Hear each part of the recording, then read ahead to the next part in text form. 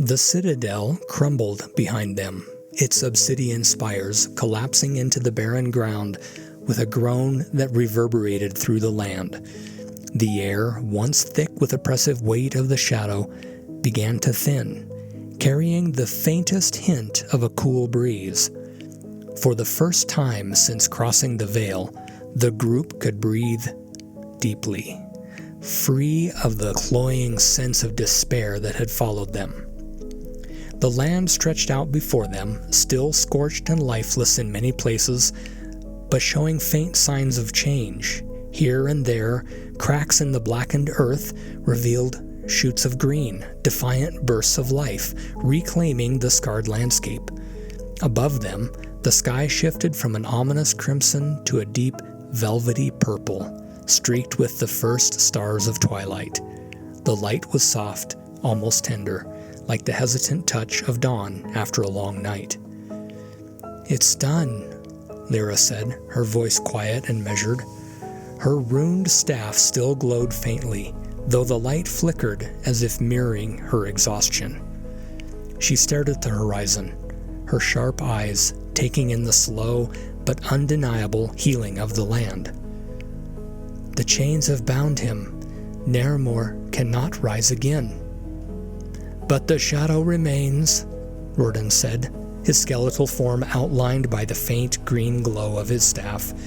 His voice, usually dry and sardonic, carried a note of solemnity. "It lingers, as it always does, cannot be destroyed, only kept at bay." Elric, standing at the center of the group, looked down at the Oathbreaker's blade in his hand.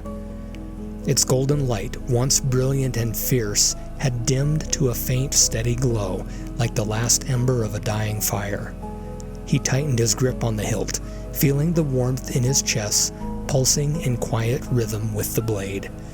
It was a reminder of what they had accomplished and what he now carried. "It's still inside me," he said softly, his voice barely above a whisper. The others turned to look at him, their expressions a mix of concern and understanding. "The shadow, it hasn't left?" "No," Rordan said, stepping closer. The faint green glow of his eyes flickered, as if dimmed by the weight of his words. "It's bound to you now, just as it was to him. The blade marked you when you took it up, and the shadow saw its chance." Elric looked up, meeting the mage's hollow gaze. "Will it consume me?" Rordan tilted his head slightly, his bony fingers tapping against his staff. "That depends entirely on you. The shadow is patient, boy. It doesn't rage or claw. It waits. It tempts. You'll feel its whispers when you're tired, when you doubt, when you're alone. It will always be there, waiting for you to falter." "And if I don't?" Elric asked, his voice steadier now. Rordan's skeletal grin widened faintly. He had no flesh, but somehow it was clear he was smiling. "Then you'll be something no one else has managed to be, a true wielder of the Oathbreaker's blade." The group began their journey away from the citadel, walking in silence at first. Each step felt lighter than the last, though their bodies were heavy with exhaustion. As they passed through the ruined landscape, the subtle signs of renewal grew more frequent. Grasses pushed stubbornly through the cracked earth, their green blades vivid against the scorched black. Small streams of water, clear and cold, trickled from newly opened springs, carving paths through the ashes. "This land is healing," Corin said, his voice tinged with wonder. The healer knelt by one of the streams, dipping his hand in the cool water. "It's like it remembers what it was before." "It does," Lyra said, pushing to touch the bark of a sapling that had miraculously sprouted nearby. Her runes glowed faintly as she whispered a blessing, and the tree seemed to grow taller before their eyes. "The shadow suppresses, but it doesn't erase. The life of Elendor has always been resilient." "And so are we," Dane said, his hand resting on the hilt of his blade. The dragon-scarred knight stood tall, his armor battled but unyielding. "We've faced worse than this." "Have we, though?" Cale quipped, his voice laced with his usual sarcasm, though it lacked its sharp edge. "I mean, a cursed protector, a necromancer, a giant fireworm, and all in 1 week. That's a new record for me." Kata chuckled, the sound light but genuine. Let's hope we don't break it." When they reached the edge of the Worm's Reach, the oppressive weight that had clung to them since their descent lifted entirely.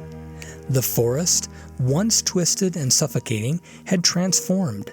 The gnarled trees stood straighter, their branches reaching skyward as though eager to feel the sun's warmth. Birds sang in the distance, their melodies filling the air with a sense of fragile hope. The group paused at the forest's edge, looking out over the golden fields of Arendor. The horizon stretched endlessly before them, the sunlight painting the land in hues of amber and gold. It was a sight none of them thought they would see again. "It's beautiful," Lyra said softly, her gaze distant. "And hard won," Kata added, her shield slung across her back. "Don't forget that." As the group began to part ways, the reality of their journey's end settled over them. One by one, they exchanged words of farewell, their bonds unspoken but unbroken. "Think you'll miss me?" Cale asked, his grin returning as he turned to Kata. "It's not every day you meet a rogue as charming as I am." "Miss you?" Kata said, raising an eyebrow. "I'll be glad to have some peace and quiet." They laughed, the sound cutting through the weight of the moment, and Cale gave her a playful salute before disappearing into the trees. Elric lingered at the edge of the forest, staring out at the horizon. The warmth of the blade in his hand pulsed faintly, a reminder of the shadow he carried and the choice he had made. He felt the weight of Rordan's gaze on him and turned to see the skeletal mage watching him. "You'll have your work cut out for you," Rordan said, his tone half amused, half serious. "The shadow doesn't rest." "Neither will I," Elric said firmly. Rordan inclined his head, a faint smile playing across his skeletal features. "Good answer." The mage turned and began to walk away, his staff glowing faintly as he disappeared into the forest shadows.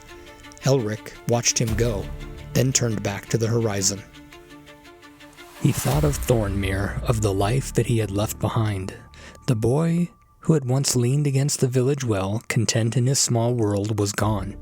In his place stood someone who had faced the darkness and refused to let it win. He carried the shadow's mark, but he also carried hope. With a deep breath, Elric stepped into the golden fields, the warmth of the sun on his face, and the weight of the blade at his side. The shadow still lingered somewhere in the far reaches of the world, waiting for its moment. But when that moment came, Elric knew he would be ready. For he was not just a boy from Thornmere. He was the protector of a world that refused to fall. And as he walked toward the rising sun, the shadows in the distance grew smaller, but watched and plotted.